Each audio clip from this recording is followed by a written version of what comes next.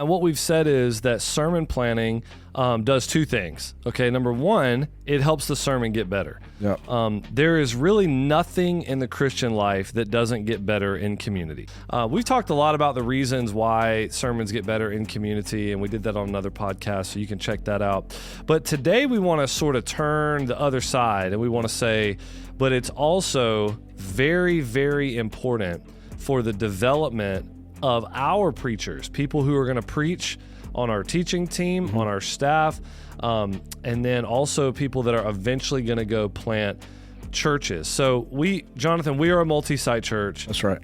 We love the multi-site model because of the leadership development. We feel like the fastest way to raise people up to plant churches and to get your church ready for the planting of churches is to go multi-site. That is an opinion. That is not Bible. That is not ironclad. If there was a better tool, I would scrap what we're doing and do that. But you know, how many guys, I mean, like last year, for example, or the year before that, I mean, how many guys will we have preach on a week, you know, in a year, different people? I mean, it's like in the 20s. Right. Numbers of people. So I think that's one of the criticism that we'll get from people looking at the multi-site thing is they'll say something like, well, it's because you only have one really good preacher in your church. And that is not true. Mm-hmm. That's not true, because the whole multi-site strategy allows us to develop more preachers than what most churches would be able to do. That's right. This is Breaking Barriers, where we help pastors and churches grow so that they can go.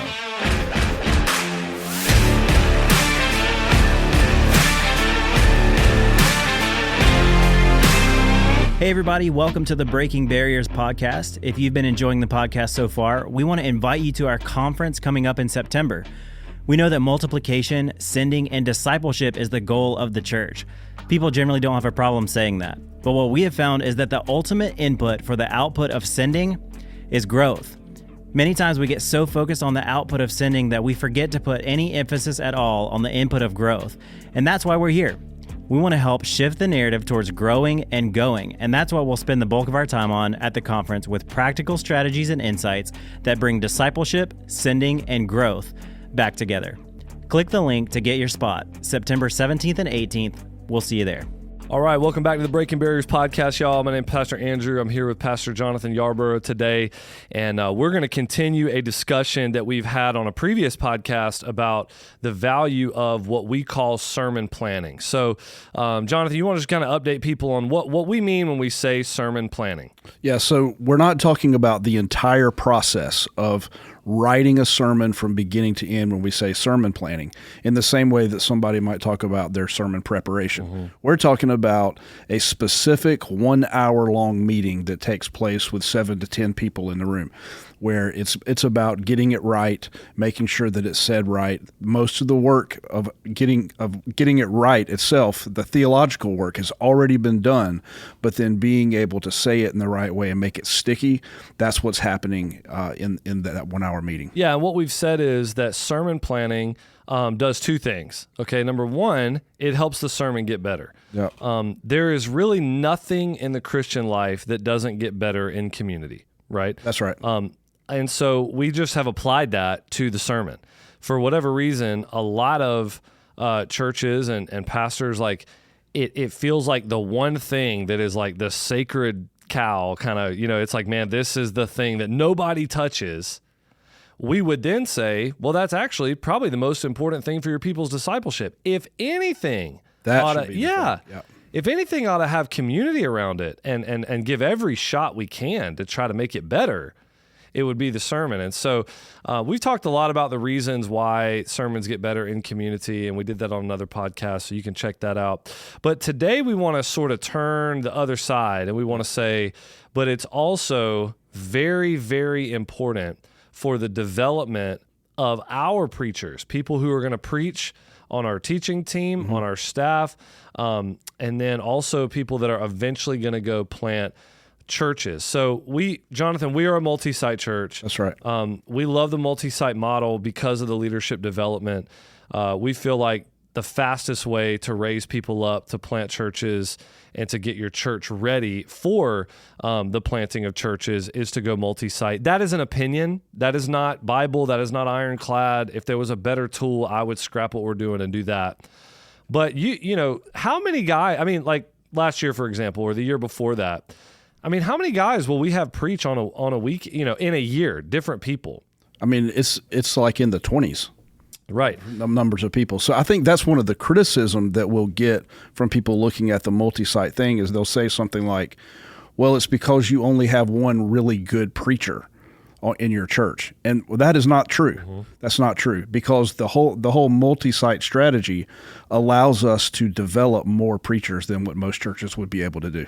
That's right. Like, so yes, there's no doubt. I mean, I'm the primary communicator at Mercy Hill, and you know, there's a piece of that that's like, hey, dude, you're 40 years old and you put your 10,000 hours in, you know, when it comes to prep and preaching.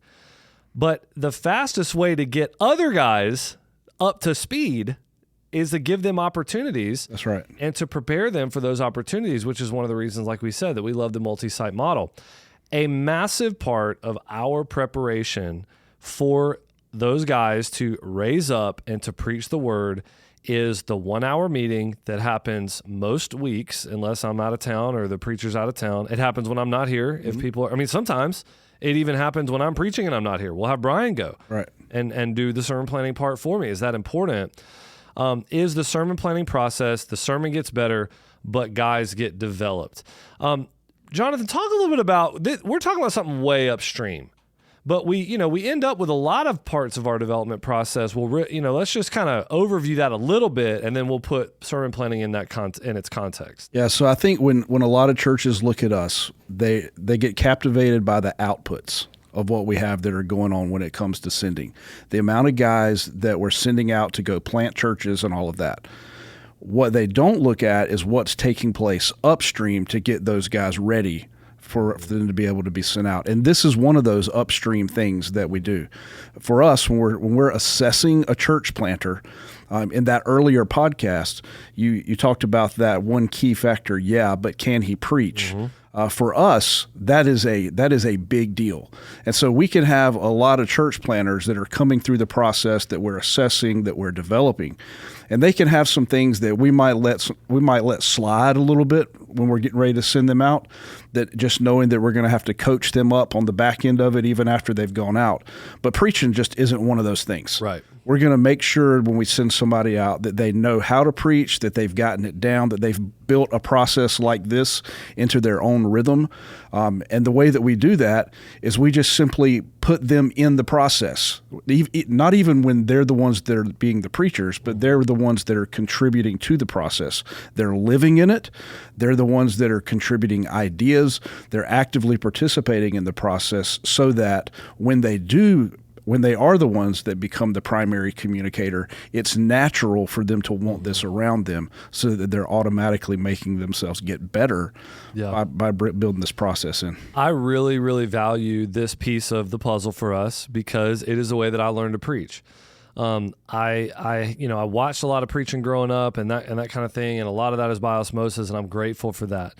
But in terms of the intentionality of someone actually teaching me how to preach the gospel, rightly divide the word, make sermons gospel-centered, illustrate, apply, that kind of stuff, it happened really through watching the ins and outs of sermon planning for years. And, for me, I don't think you ever get away from, you're going to teach somebody to do something the way you learned how to do it. Right. You're going to teach them the way that you were taught.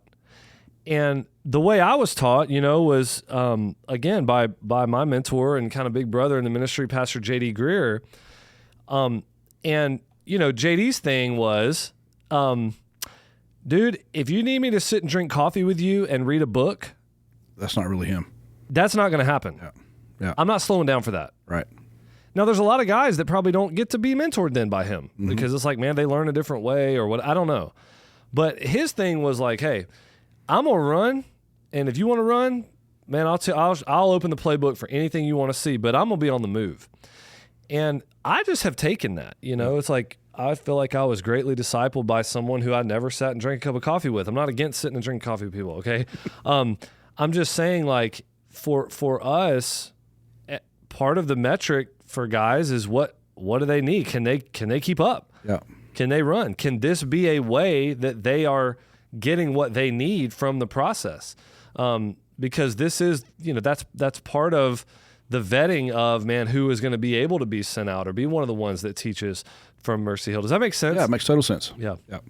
So I think for us, the sermon planning process is the way primarily that we are going to teach other guys how to preach. And it's going to happen by them sitting over years and watching the ins and outs of how a sermon is put together. And this is the key for me, man. This is what helped me the most, and I think it's the key for what we do. It's getting a chance to see it on Tuesday and then see it on Thursday. Yeah, they're getting to actually see the product of what they've contributed to. Yeah. They get to see, man, I spoke into that and that shaped it this way. I heard that conversation take place around this very issue, and now I'm seeing it play out right in front of my eyes. Yeah, and when I say Tuesday to Thursday, I got to remember Thursday's our first day of the week, or weekend. So that's our first service of the weekend. So, by Tuesday, it's a quick turnaround. But by Tuesday, at 3:30, which is when our sermon planning meeting is every week pretty much, you get to see, all right, a lot of the theology's done. There's a million footnotes, but this thing's a wreck, man. I mean, it's a mess. Yeah. It's not like that's the thing you're going to stand up and preach. It's usually it's going to be 5 or 6 single space pages of blah. Just like, man, it's every thought, it's very loosely organized.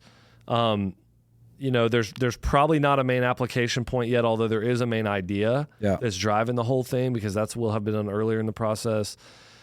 And getting a chance to talk through all the ins and outs of that, and then, like I said, going from then to watching it on the weekend. And when you see that Tuesday to Thursday, and you do that for a long time, then you get a chance to preach, whether it be at Mercy Hill or whether it be at another church. We're always looking for opportunities for our guys. And then you get a chance to go, okay, I'm going to go theology. I'm doing all my, okay, now I'm going into, this is the blah stage. Now we're doing sermon planning. Now we're writing a script. And now we're getting to deliver. Yeah. And then they get to go from that Tuesday to Thursday or Sunday or whatever it is. And I just think it's super helpful. The way that I've tried to explain this to people before is, I know of the two of us, you look like you would be the football player linebacker, but you weren't. I never played. I know, but you look like it. But, I think about like a football player, and you could apply this to any position, but, you think about like a linebacker or something, and,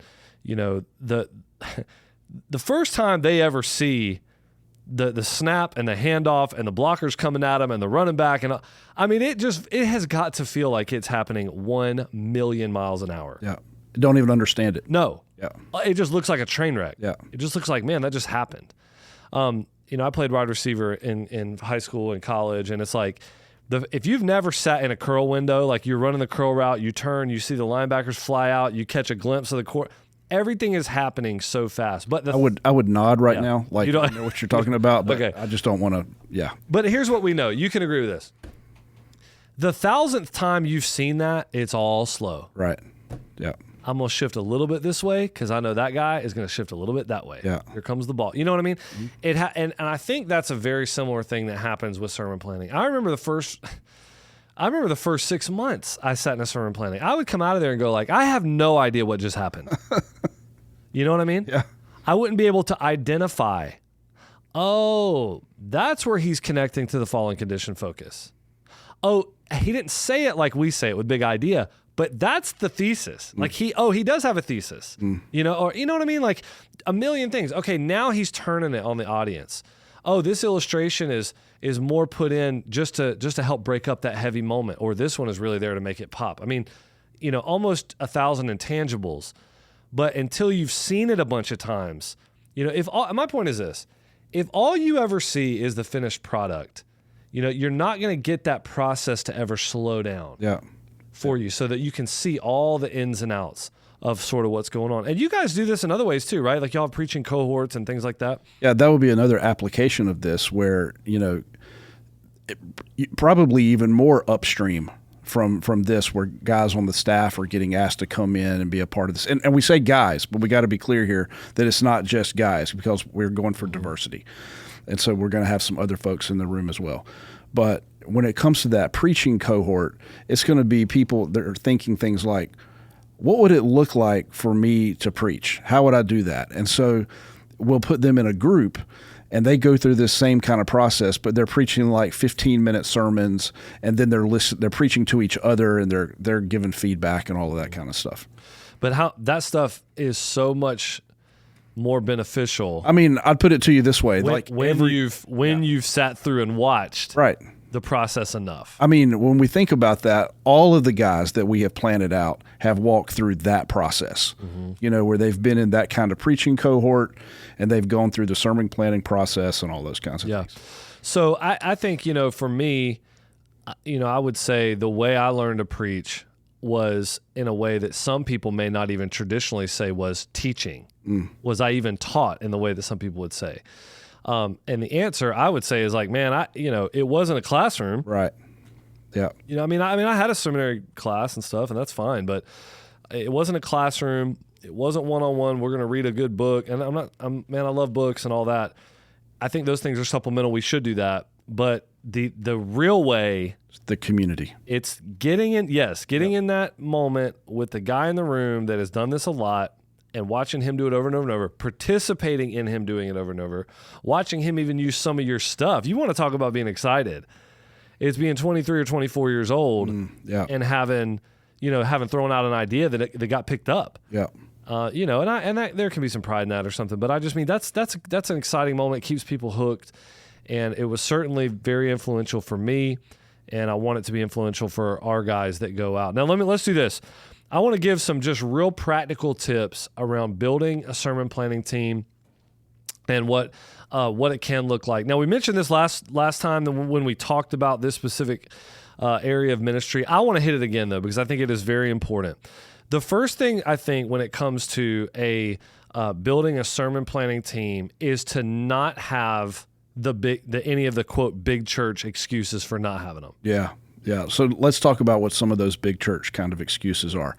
So some of that is people are going to come and they're going to say things like, well, we don't have the staff resources that a church like yours has to be able to put into something like this. We don't have 7 to 10 people that can get together during the workday on a Tuesday at 3:30. That we just don't have that because we don't have that many staff.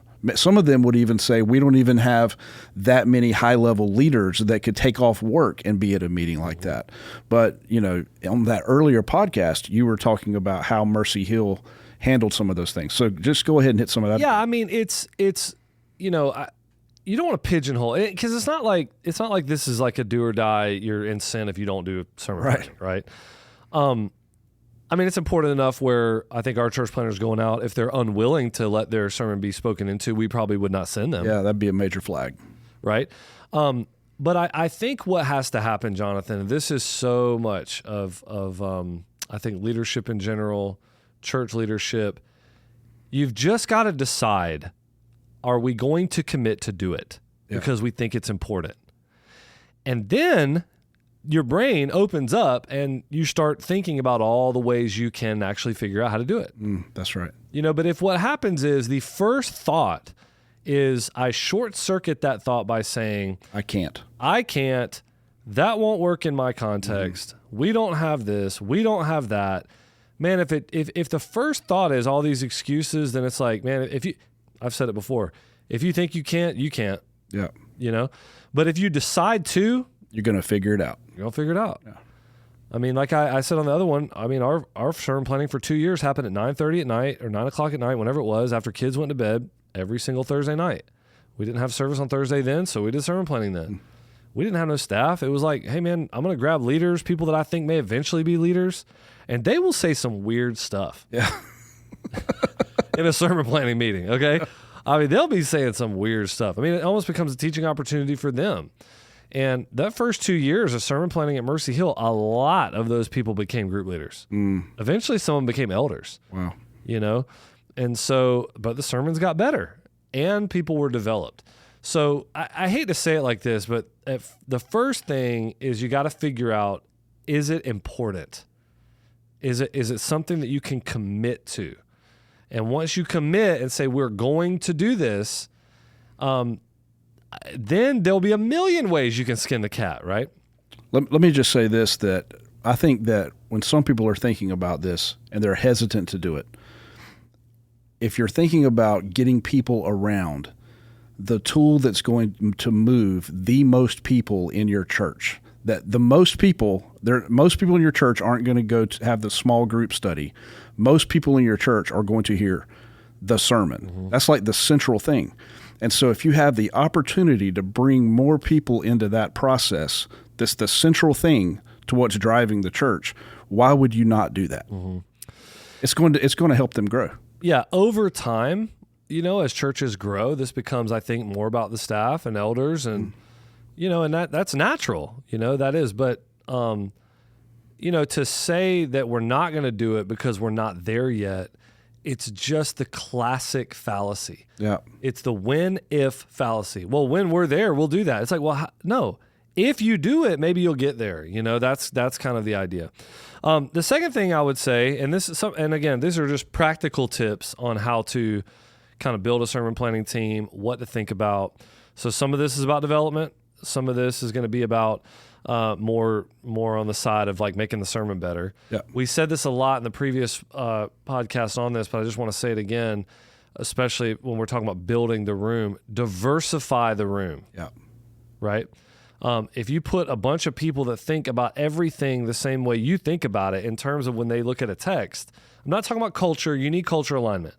But, when there are some people that are naturally apostolic, yep, or they're naturally prophetic, or they're naturally evangelistic, you need that guy in the room. Yep. Somebody that's always thinking about the lost, yep. So making sure there is a diversity in that room so that you can cover some of your shortfall and bases that you don't have naturally covered, the things that you don't have in your bag are there in the room. And that gives you the best opportunity, I think, to remember to step outside of your comfort zone and to think about some maybe illustrations and applications that you wouldn't naturally think of because maybe you don't have that apostolic thing or prophetic thing or whatever. Yeah, I think about that exact thing where you and I both have more of the apostolic prophetic kind of mind when we're thinking about those things. But, Tanner, who we sent out, I think he's really, really good when he's framing up a sermon of thinking about how it comes off to people who are not believers yet. Mm-hmm. He's always thinking about that. So him being in a room like that, he's going to make sure that he asks the question, hey, how is this coming off to somebody that's never interacted with the Bible before? Yeah. So you need that kind of guy in the room that's helping you think that way. Man, and it also just really helps with your tone. I'm telling you right now, if you're going to talk about abortion and you have first sat in a room and gone through the way you're going to talk about it with a woman in the room rather than not, then you'll get on stage and all of a sudden realize the tone of this is not right because when I was talking about it, there were not people in the room that it hit in a different way than me. Yeah. Right. And so I think that that's just really important to think about, the way you think about some of the issues that we are called to cover scripturally, to try to be very kind to your people and make sure that you have thought through those things through a bunch of other lenses, the best that you can. Yep. Right. All right. Another thing about building a sermon planning team and actually executing the sermon planning meeting is, it's very important that you are ahead, but not too far ahead. Right. And the reason I would say that is so the worst sermon planning meetings that we have are when I'm not prepared enough or when I'm too prepared. And when you say that, you mean the sermon is too far down the road. It's too far down the road. Or you're coming in with not enough people to work with. Yep. Okay. And I think that, I think what may be a temptation is for people to get that thing all the way baked and then bring it to sermon planning for the stamp of approval. And it's like, man, that's really not what we're talking about doing. Right. What we're talking about is involving people in the process of it. yes, for their ownership and their development, but also because we actually believe, and our humility is shown in the openness to the ideas of others, and we actually believe it can get better than what we could do. I think that, on the front end, if I'm not prepared enough, it shuts the room down for this reason. The room is looking to you for leadership. It's your sermon. You're going to preach it. They're looking to figure out where this thing's going. Now, you may have somebody with a wrong spirit or something that wants to hijack it. I have not found that. Generally, they're looking for leadership from you. And if you can't kind of articulate where the thing's going, it becomes very hard for them to create ideas, to help you make it stick, because you haven't even gotten it right. The flip side of that, though, is if you come in with something that's too polished up and slick, it can make people feel like, man, I don't want to speak in and demolish that idea because that thing's already buttoned up. Right. And I don't want to be the one that tears something down that's already, or it can give off the impression, well, what does he need my ideas for? I mean, that thing's already buttoned all the way up. He could preach it today. That's right. So you want to be ahead, but you don't want to be too far ahead. Have you had any examples like that, or any kind of, times when maybe you didn't come in far enough ahead, or maybe you were too far ahead, or you've seen me do that maybe? I haven't ever really seen you do that. And I think by watching you do it, I've learned kind of where that sweet spot is myself. And so I don't think I've ever come into the process and it's been too baked, or there hasn't been enough on the bone yet. This happened to me. I don't think you were in that meeting. This happened to me not that long ago. And what had happened was I had been traveling. And so I was like, I had been on a plane for a few hours. Yeah. And so like by the time I got back, it was, it was like written out. Like I had already started scripting. And so then when I came in, it was almost like I just preached for 30 minutes, and it was kind of like, okay, good job, man. Yeah. It didn't have that vibe of, hey, I want you to speak into this. Everybody just assumed this is done. We're just kind of going through the motions. Yeah, a little bit like that. Yeah. Another thing I would say, 2 more, and then we'll button it up for today. I would say, man, if you can, again, these are just practical tips and how to help build a sermon planning culture and process and meeting. When you can, use other people's ideas. It will help them realize they really are helping, and it will kind of help affirm in them that, man, I can do this. Yeah. I can do this too. And so, I'm kind of a sermon stickler. Most of the guys I know, if you preach and it's your livelihood and it's, it's your calling, If I thought someone else's idea was even 1% not as good, it's not, to me, this is not that if they can do it 80% as well as you, let them do it. Yeah. I'm not there with sermons. Yeah. If you had an idea, Jonathan, that I thought was 1% less good than the idea that I had, I would use mine. Right. Okay. Because we got to get the best. Man, you got to try to hit a triple every single week. Yeah. Sometimes a home run, every once in a while it's a double, but it better be extra bases. Okay, so we're going for it as best we can. I'm going to use my idea if it's 1% better. But if they're even, I'm going to go with yours all day long. Right. And the reason I'm going to do that is because I think it's going to create buy-in. And, maybe it's something I didn't think of. Maybe it's obviously obviously their illustration or their application, man, that's representing a different segment of the population that maybe I don't normally hit or whatever. I think there's multiple benefits. You mentioned earlier too that there are some when someone hears their idea being used, they get excited about that. And you said maybe there's some pride that's in that, but at the same time, it's like when someone hears that, we want people in that room that have some ambition. Yes. Right. And so you want people that want their ideas to be used, and that kind of stirs up within them, hey, I can do this too. Mm-hmm. So it's sort of feeding some of that ambition that gets them to move down that development road. Yeah, because what you're hoping is that pretty much everybody in a sermon planning is going to get better at teaching the word. Right. Whether that means they're going to teach the word in a small group setting or with our student ministry. We have many women that come in and sit down. They're not in our model. They're not going to be pastors of a local church. Doesn't mean they're not going to teach. Right. We have women that have great teaching gifts. We want to help hone that. This is the way we hone that. They're going to take that into student ministry. They're going to take that into small group with things that they do in college ministry or even in adult ministry in all women's settings. You're going to have other guys that want to go plant churches. That's great. Obviously, the application is right in front of your face. There's other guys that are going to say, well, I'm just going to be on the elder team here. Right. And that means I'm still going to do some teaching in different areas. Either way, we're hoping that they get better. We want to see them.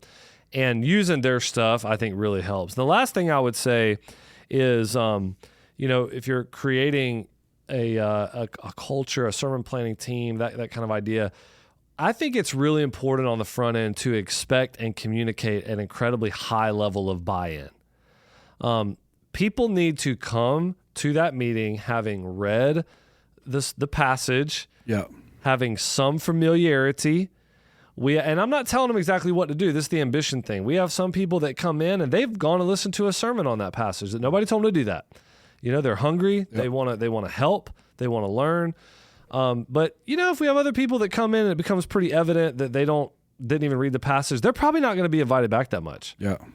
So it needs to be a high level buy-in that way, because it's a 1 hour meeting, man. This is the highest level. I mean, this is the juice. I mean, we're going to be preaching this sermon.